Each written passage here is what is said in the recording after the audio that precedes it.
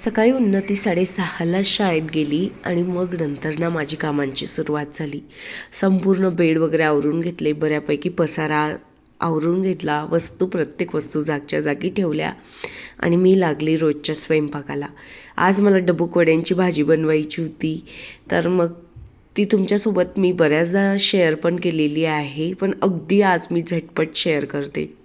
थोडंसं खोबरं किसून घेतलं आणि त्यानंतर एक कांदा तव्यामध्ये या पद्धतीने भाजून घेतलेला आहे.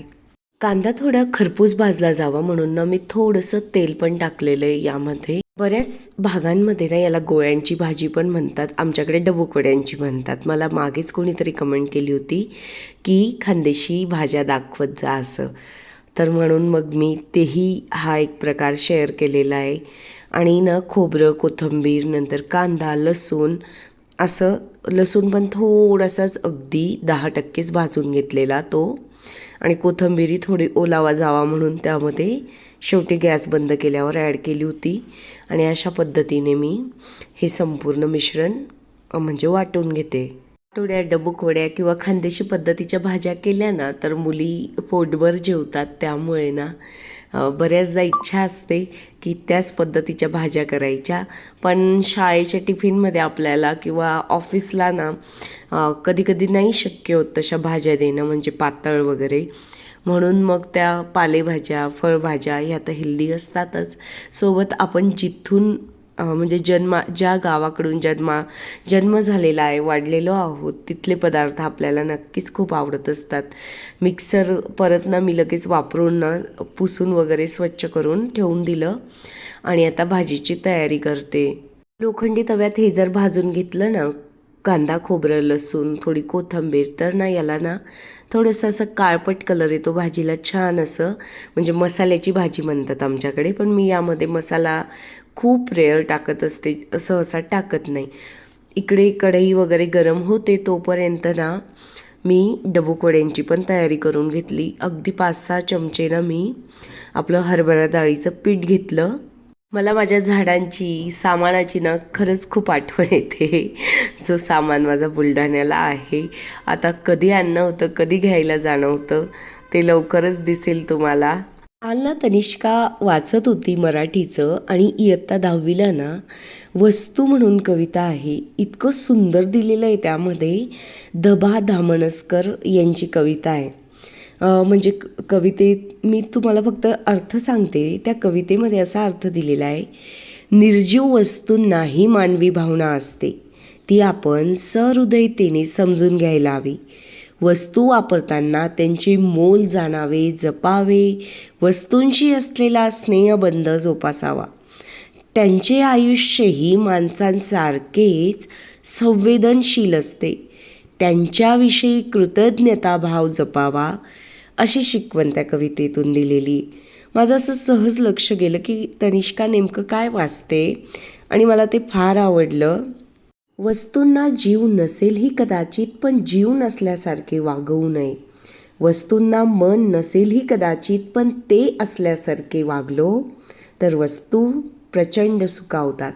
हे खरंच आहे, हे पटण्यासारखंच आहे. कारण की बरेच लोक वस्तूंवरती प्रेम करत नाही, तर त्यांच्या वस्तू कितीही चांगल्या असू द्या ते टिकत नाही किंवा खराब दिसतात.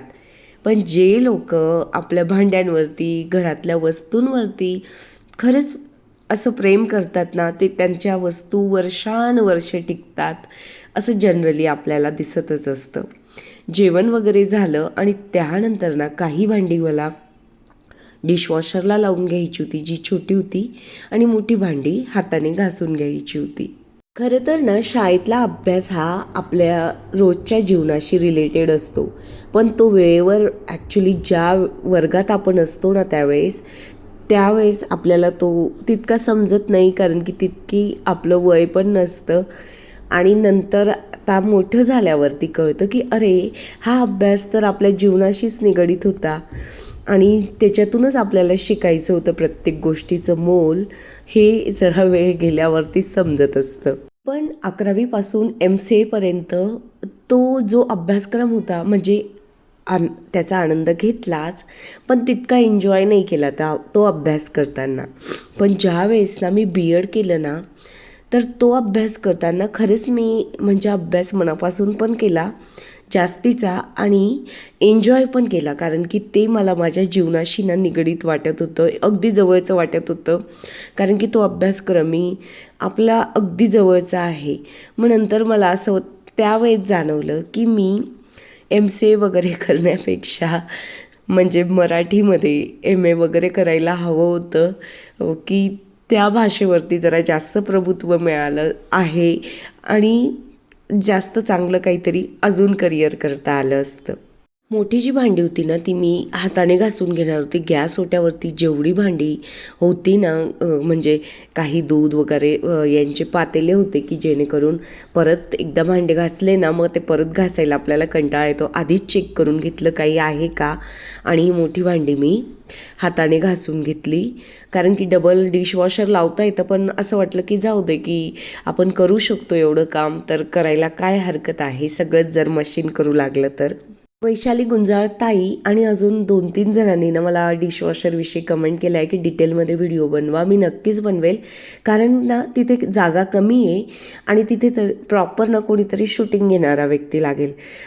कारण की ट्रायपॉडना तिथे बसत नाही. मी ट्राय पण केलं, असा परफेक्ट व्हिडिओ नाही येणार, कारण की मग ना असं खूप अंधार वगैरे आणि जे पॉईंट्स दाखवायला हवेत ना ते मेन राहून जातील. म्हणून ना मी फक्त तुम्हाला शॉर्टकट माहिती सांगते. मागे पण मी सांगितलंच होतं थोडं तरी का डिशवॉशर एकदम चांगला आहे. मी बॉशचं घेतलेलं आहे आणि भांडी छान निघतात, अगदी स्वच्छ चकचकीत निघतात. तुम्हाला घ्यायचं असेल तर नक्कीच घेऊ शकतात.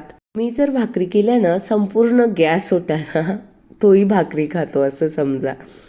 पीठ खातो म्हणजे इतक्या म्हणजे पीठ माझ्याकडून खाली पडतंच. कापड ठेवा, काहीही करा. तर मग त्यानंतर ना त्याची गॅस ओट्याची आंघोळच घालावी लागली.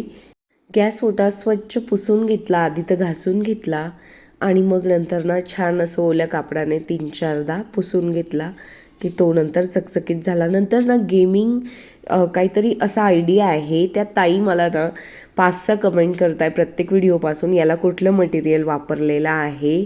तर हे कॉर्ड्सचं मटेरियल आहे गॅस ओट्याला. याच्यात अनेक कलर असतात, व्हाईट म्हणजे 5-6 कलर होते. मी व्हाईट घेणार होती, पण ज्यांच्याकडून विकत घेतलं होतं ना तेच म्हटलं की हँडल करायला थोडं जड जातं, म्हणून मग तुम्ही दुसरा कलर निवडा. तर मग हा कलर निवडलेला होता. मी काल पहिल्यांदा ना ब्लिंकिटवरून शॉपिंग केलेली. मला तर फार छान वाटलं बरं. मला ना लिक्विड हवे होते बाथरूम धुण्याचे आणि पांढऱ्या शर्टसाठी व्हॅनिश हवं होतं. व्हॅनिशने ना पांढरे शर्ट चकचकीत होतात. एकूण खरेदी माझी 573 रुपयाची झालेली होती ही 4 लिक्विड, आणि नंतर ना मला लागलेले 482 रुपये, म्हणजे 91 रुपये मला डिस्काउंट मिळालेला. आणि हे घेण्यासाठी ना मला डीमार्टला जावं लागलं असतं. दुकानं आहेत गल्लीमध्ये, पण आपल्याला असं वाटतं डीमार्टला जाऊन थोडे पैसे वाचतात. पण ना 500 रुपयाचं घ्यायला गेलं ना तिकडून 1000-2000 रुपयाचं नक्कीच माणूस काहीतरी घेऊन येतं. किराणा घ्यायलाही गेली असती मी जवळच, तर तिथेही असंच झालं असतं. आणि अवघ्या 10 मिनटात आलं, हे पण फार भारी वाटलं. तुम्हीही वापरत निश्चित असाल, कारण की फार छान ऑप्शन वाटलं मला. कारण की आपण ड्रेस वगैरे घालून बाहेर पडतो त्याच्या आधीच आपल्या घरी हा सामान येऊन जातो. फक्त क्वालिटी खरंच ती असते का, ते पण महत्त्वाचं आहे. तुमचा सगळ्यांचा अनुभव कसा आहे तोही नक्की शेअर करा याविषयी मला. नंतर ना उन्नतीच्या बॅगला ना टिफिन बॅगला जरा काळपट डाग पडले होते. बॅग तर नवीनच आहे, पण व्हॅनमध्ये कुठंतरी ठेवली असेल तिने, ती मळकटून गेली होती खालून. मग मी तिकडेच किचन सिंकमध्ये स्वच्छ करून घेतलेली. कंटाळा केला असताना तर ती अधिकच जास्तच काळपट बनत गेली असती, म्हणून मग लगेचच्या लगेच धुवून घेतली. त्यानंतर ना मला गॅस ओटा पुसायला तर खूप आवडतो, पण किचन सिंकचा एरिया ना स्वच्छ करायला खरंच कंटाळा येतो. फ्रीजलाही मला थोडे डाग दिसत होते, त्यामुळे मी फ्रीजही स्वच्छ करून म्हणजे बाहेरूनच पुसून घेतलेला. तुम्ही ना फ्रीज मला स्वच्छ करून घ्यायचं आहे, लवकरच ते तुमच्यासोबत शेअर करेल. आणि तिकडून जेव्हा मी सामान आणेल ना छान असा फ्रीज मी ऑर्गनाइजही करून दाखवेल. आणि मला बऱ्याचदा डब्यांविषयी कमेंट्स येतात, तर खरंच कुठले डबे वापरावेत याविषयी नक्कीच मी तुम्हाला सांगेल. नंतर ना आतून जर ते मॅट्स नाही टाकल्या ना खूप डाग पडतात वस्तूंच्या, कारण की आपण बऱ्याचदा घाईत असतो आणि आपण फ्रीजकडे थोडं दुर्लक्षच करतो. कारण पण सगळ्यात महत्त्वाचा फ्रीज स्वच्छ असणं खूप गरजेचं वाटतं मला. तिथे आपण आपले खाद्यपदार्थ ठेवत असतो, सगळं घर स्वच्छ करतो आणि फ्रीजचा आतला भागच स्वच्छ करायचा बऱ्याचदा राहून जातो. तसं माझ्याकडूनही होतं. नंतर ना कपडे वगैरे वाळवायला टाकून घेतले आणि आता दुपारी ना मी जरा ब्रेक घेतला, बऱ्यापैकी आवरलं पण ते काही शूटिंग नाही केलं. नंतर संध्याकाळी ना मला मैत्रीण माझी जी सानिका आहे ती गेली होती तिच्या माहेरी काही कामानिमित्त. तिचे सासू सासरे आलेले होते आणि मुलींना ना मला कढी खिचडी द्यायची होती. माझे मिस्टर ज्यावेळेस आम्ही बुलढाण्याला होतो ना तर बऱ्याचदा ते कामानिमित्त इकडे यायचे नाशिकला. आणि ना आमच्या बिल्डिंगच्या म्हणजे माझ्या मैत्रिणी जे त्या मिस्टरांचे फ्रेंड सर्कल आहे, कधी कधी मिस्टरांना 8-8 दिवस 4-5 दिवस इकडे राहावं लागत होतं किंवा मुंबईला काम असलं तरी इकडे राहावं लागत होतं. तर कधीही बाहेर जेवायला म्हणजे जेवायला जाण्याची वेळ नाही आली. सगळ्यांनीच त्यांना म्हणजे घरी बोलवलेलं जेवण, जेवायला टिफिन दिलेला घरूनच किंवा त्यांच्याकडे जेवण सांगितलेलं. तर ही आपली आपल्यापणाची, आपल्या लोकांची आपण पण जाणीव ठेवायला पाहिजे. मला पण असं वाटतं आता, म्हणजे पूर्वीही वाटत होतं. जे खरंच आपल्यासाठी करतात ना त्यांच्यासाठीही आपण वेळेवर असायलाच हवं. जेवण बनवताना ना बरेच डबे बाहेर आलेले होते, तर ते सगळे मी एका बाजूला म्हणजे ठेवलेले होते आणि थोडा किराणा मी परत आणलेला होता. जसं जसं लागतोय ना तसं तसं मी आणत जाते, ते तुमच्यासोबतही मी शेअर करत जाते. तर मग ना मी तो किराणा म्हणजे शेंगदाणे संपले होते, इतकं तांदूळ म्हणजे संपले होते आणि नंतर तेजपान वगैरे मेथी दाणे असं मला पण हवं होतं, म्हणून मग ते पण आणलेलं होतं. तर ते लगेच ना मी म्हटलं सकाळी भरण्यापेक्षा ना आताच बरण्यांमध्ये भरून देऊ. कंटाळा तर येत होता खरं तर, कारण की थंडीमुळे ना एकतर खूप सकाळी आणि एकतर रात्री काम करायला इच्छाच होत नाही. असं वाटतं फक्त ब्लँकेट पांघरून ना मस्तच असं बेडवरती बसायला हवं.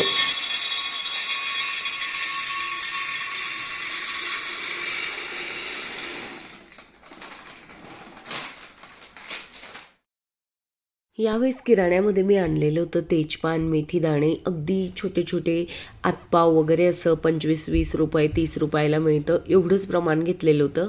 कारण की तेही संपायला बराच वेळ लागतो. नंतर 2 किलो कालीमूछ तांदूळ घेतलेला होता, 2 किलो शेंगदाणे घेतलेले होते. मला शेंगदाण्याचेही लाडू करायचे आहेत 1 किलोचे. आणि खजुरे आणलेले होते मी, मला खजूरचे पण लाडू करून घ्यायचे आहेत. घर म्हटलं ना तर बऱ्यापैकी सामान लागतो. मी ना आधी सुरुवातीला ना भागवण्याचा विचार करत होती की तिकडून सामान आल्यानंतर जो शिल्लक आहे तोच वापरून घेऊ, तोपर्यंत भागवू. पण असं होत नाही, लागतातच वस्तू. मी कसुरी मेथी आणली होती, मी छोटं पॅक शोधत होती पण मिळालं नाही. पण हेच छोटं पॅक, हे दिसायला मोठा बॉक्स दिसतोय पण 30 रुपयाचं होती ही कसुरी मेथी. तर मी ना तिला पॅकच राहू दिली अशी की जेणेकरून तिचा वास वगैरे जाऊ नये म्हणून. तांदूळ ही मी 2 किलोच आणते की ना एकदम एकसाथ जर आणला आणि त्याची टेस्ट आवडली नाही तर ना मग नको वाटतो तो तांदूळ खायला, म्हणून मग मी सध्या तर काली मूचच आणते. नंतर ना लाल मिरची पण आणली होती मी. लाल मिरची ना मला बऱ्यापैकी सुक्या भाज्यांमध्ये लागते, मेथीची भाजी असू द्या किंवा बटाट्याची भाजी. ज्या कोरड्या भाज्या करतो ना त्यात लाल मिरची टाकली ना तर त्यांची चव अजून छान वाढते. रात्रीच सगळं भरून ठेवल्यामुळे ना सकाळी दुसरं काम करायला वेळ मिळाला आणि जेणेकरून मग परत याच्यातच वेळ गेला नाही. रात्री थोडं कंटाळा येतो पण करून टाकलं एकदाचं काम. करायला घेतलं ना मग नंतर काही जाणवत नाही. फक्त सुरुवातीला ती गोणी बघूनच किंवा ते बॅग बघून मला असं म्हणजे प्रत्येकालाच वाटतं अरे बापरे हे सगळं भरावं लागणार. नंतर ना काही बरण्या इथे बसल्या आणि काही बरण्या बसत नव्हत्या, मग त्या परत दुसऱ्या जागेवरती मी ठेवून दिल्या. ही ट्रॉली पण मला आवरून घ्यायची आहे, पण आता जसा वेळ मिळेल ना तसं मी आवरून घेणार. नंतर ना मला भाजी भरून घ्यायची होती. जिच्याकडे मी खिचडी आणि कढी दिली होती मैत्रिणीकडे, तिने तिच्या त्या नांदगाववरून, तिचं माहेर आहे, तर तिने तिथून छान अशा मस्त भाज्या आणलेल्या होत्या, गावरानी आणि कोवळ्या. तर ना त्या भाज्यांमधून थोड्या भाज्या मलाही दिलेल्या तिने. आणि आता माझ्याकडे इथे काही डबे नाही आहेत, मग मला ना जे कधी स्वीट मार्टमधून काही वस्तू आणलेल्या असतात तर ते प्लास्टिकचे डबे नेमके सापडलेले, मी मागेच धुवून ठेवलेले होते, तर त्याच्यामध्ये मी भाज्याही भरून घ्यायचं ठरवलं. नंतर ना काही जे छोट्या बरण्यांमध्ये मेथी दाणे, राई वगैरे भरून घेतली होती मी, ती परत ऑर्गनाईज करून दिली अशा पद्धतीने. लाल तिखट माझं संपलं होतं आणि मी ते आत्ताच आणलेलं होतं, पण नेमकं डायनिंग टेबलवरती तनिष्काने लिक्विड पाडलं आणि त्याचा आवाज येऊन मी दचकून इकडे मी तिखट पाडलं. अशा पद्धतीने परत हे सगळं साफसफाई करावी लागली आणि मग नंतर ज्या भाज्या मैत्रिणीने दिलेल्या होत्या त्या मी डब्यांमध्ये ना अशा पद्धतीने भरून घेतल्या. निवडलेल्या आयत्या भाज्या असल्या ना तर स्वयंपाक करायला खरंच खूप सोपं जातं. ती निवडलेली आयती कापलेली कांदापात हे बघून मला फारच छान वाटलं होतं आणि मस्तच अशी जशी बुलढाण्याला कोथिंबीर मिळते ना अगदी तशीच होती, गावराणी आणि कवळी. तर मग ना मी भाज्या मस्त आनंदाने भरूनही घेतल्या आणि सकाळी ना मेथीचा पराठाही बनवून झालेला आहे. तो पराठा बनवताना मला अजिबात जड गेलं नाही, कारण की भाजी निवडून दिलेली होती म्हणून. नंतर मी थोडे टमाटे आणले होते, तर ते टमाटेही बॉक्समध्ये भरून घेतले आणि जी कोथिंबीर होती ना ती लगेच निवडून घेतली, की जेणेकरून जर राहू दिली असती ना परत ती कोमजून गेली असती आणि वायाही जाते. आपल्या स्त्रियांचा दिवस कुठे उगवतो आणि कुठे मावळतो तो काम करण्यातच जातो. ती एक वेगळीच मजा आहे आणि ती वेगळी एक गोष्ट पण आहे. आणि त्या सगळ्यात पण एक गंमतच आहे की आपण सगळं आपल्या लोकांसाठीच हे सगळं करत असतो आणि स्वतःच्या आनंदासाठीही करत असतो. तर माझं दिवसभराचं कामाचं रुटीन होतं. बऱ्यापैकी मी कामं दाखवली नाही, कारण की सगळीच कामं दाखवली तर पुढच्या व्हिडिओमध्ये दाखवायला काही राहणार नाही. मला मागेच ताईंनी कमेंट केली होती की दिवसभराचं रुटीन दाखवा, म्हणून आज स्पेशली तो व्हिडिओ बनवलेला आहे. जवळपास सगळ्यांचंच आपलं रुटीन सारखंच असतं. चला भेटूया आपण आता परत नवीन एका व्हिडिओसोबत.